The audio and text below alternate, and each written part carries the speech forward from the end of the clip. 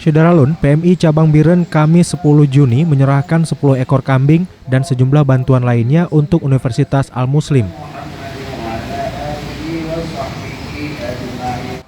Penyerahan bantuan ternak kambing dilakukan di halaman gedung utama kampus Muslim oleh Kepala Markas PMI Cabang Biren Zulfikri, didampingi Juanda Abdullah selaku Sekretaris PMI yang diterima Rektor Muslim Dr. Marwan MPD.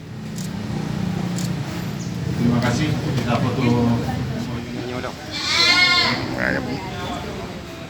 Selain ternak kambing, juga ada bantuan lainnya berupa alat semprot disinfektan, masker kesehatan 1000 lembar, dan termogan pengukur suhu. Kambing bantuan tersebut akan dimanfaatkan untuk program studi peternakan Fakultas Pertanian sebagai bahan praktek bagi mahasiswa.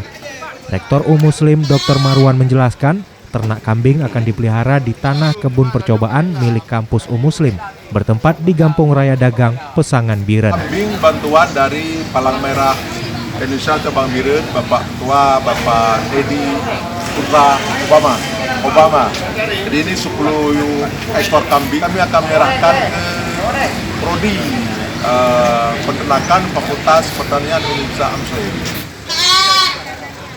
Dari Biren, Yusmandin Idris, Serambi On TV.